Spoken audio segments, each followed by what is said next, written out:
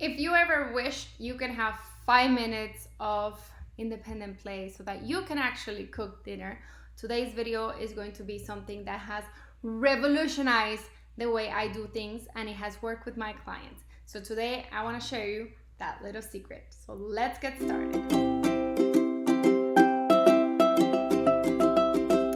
Independent bins is something that we created that actually gives your child a chance to do independent play while being next to you. These bins are used to when you're cooking and you want to be next to them, but you don't want to actually want to entertain them. You just want them to kind of be busy so that you can do what you need to do. It's something that you present in a nice, inviting way for your child to be curious about it and want to engage with it. It is also an activity that is isolated from your regular playroom or from your regular kids room, and you isolate it enough that it doesn't have a thinking process of what am I going to pick to play with. You just kind of present it there. It looks cute, it looks inviting, and they're going to want to engage with it.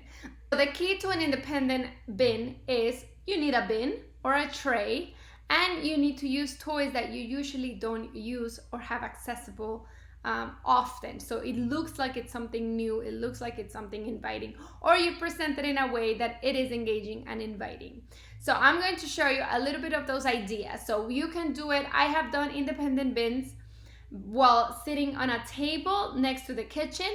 I have done it right on the floor on my kitchen, and I have done it using on my kitchen counter while I do cooking, so I can keep an eye on him and then he could play.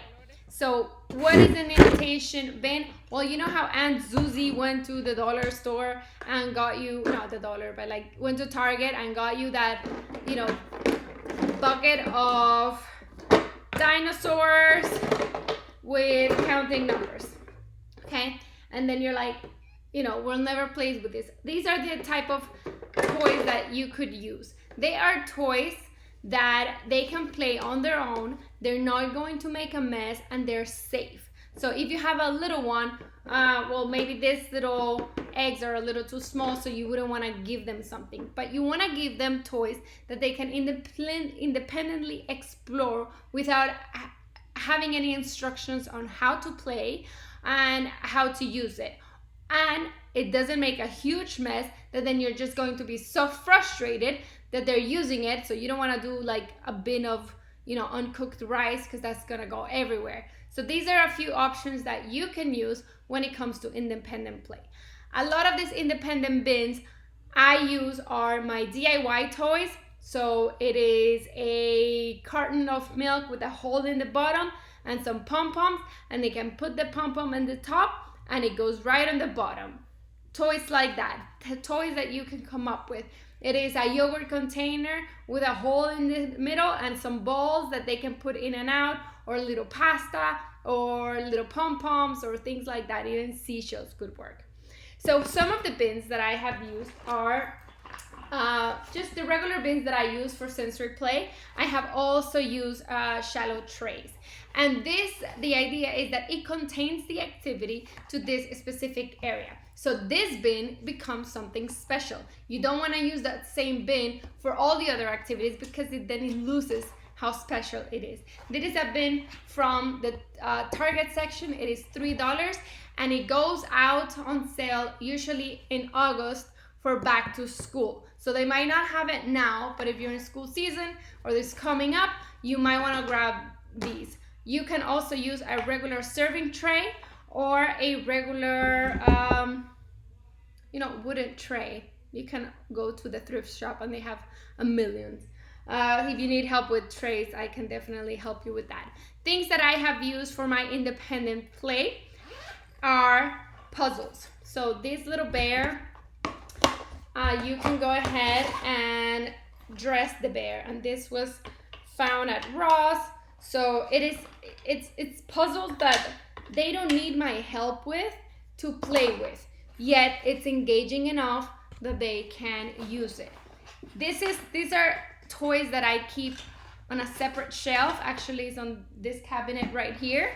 And I have used this not only in the kitchen, but actually when I actually had to do work in the computer. I have a cabinet and I rotate toys in there. So this type of independent bins, I also have one here, and I rotate. So when I'm in the computer, he has special toys that only live there and, you know, are special. Because if you have all the toys out all the time, nothing is special.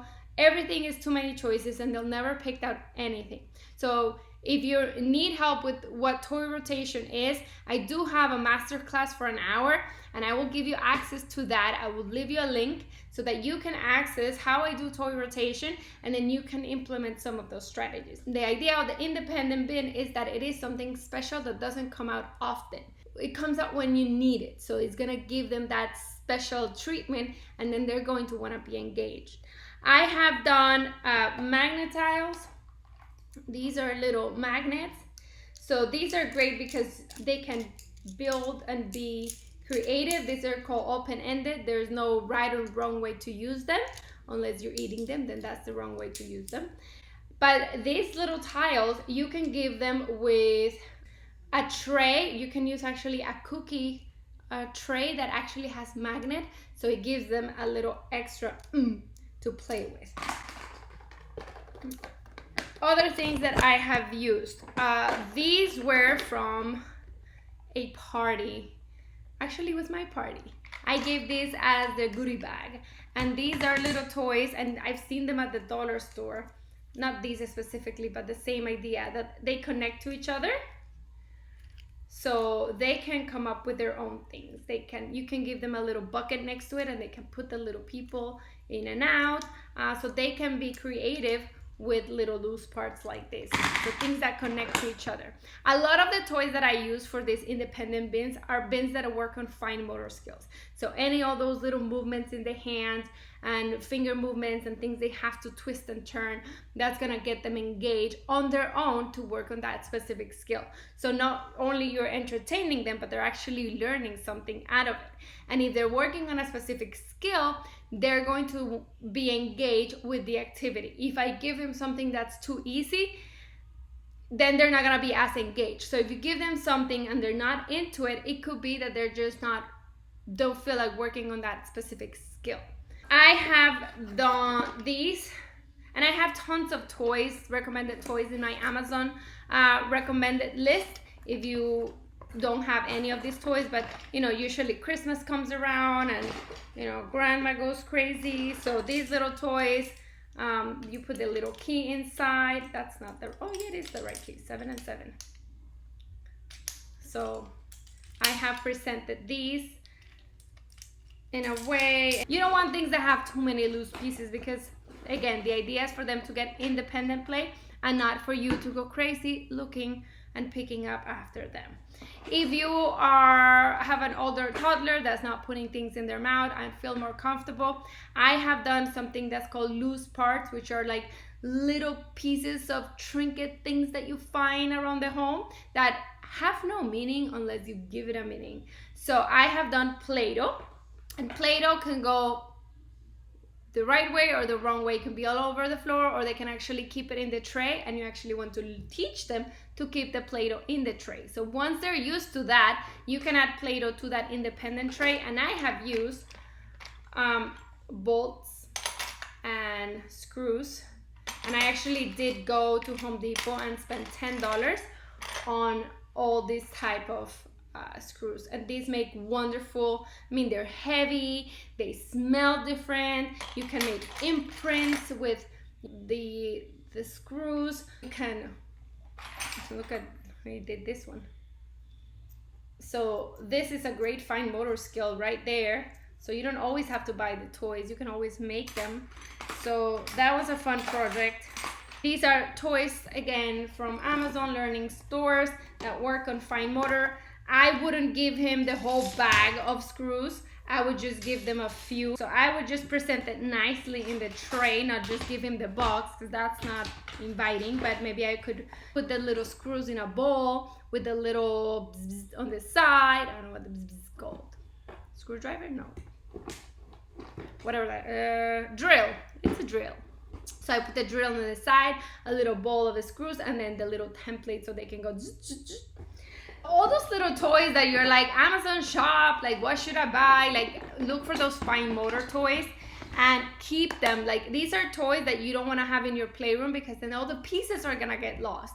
This is a great way to have them use those toys, but in a controlled way, so actually you don't lose the pieces. Other things I'm sure most of you have are Duplos or Legos. Again, you only want to give them a few pieces and you want to present it on the table. Right now on our independent table, we have train tracks, and I have a set that has like 150 pieces of track.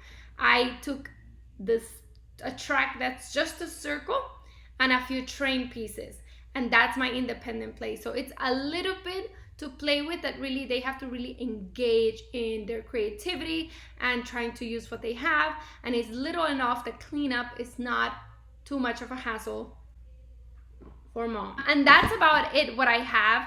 So if you have any questions, let me know. Try it this week. Choose a toy that it is not commonly used. Maybe that's new, maybe you haven't tried it, maybe they haven't played it in a long time. Look for toys that work on fine motor skills or like those creative concepts or thinking skills, like little puzzles like this.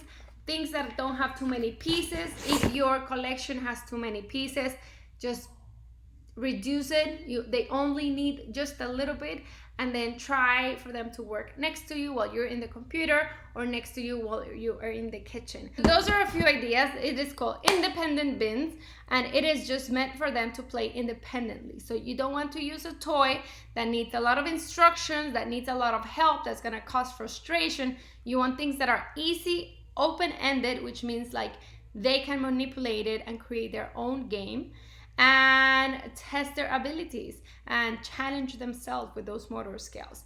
So go ahead, try it out, and I'll see you in the community and you let me know how it goes, right? See you in the next video. Ciao, ciao.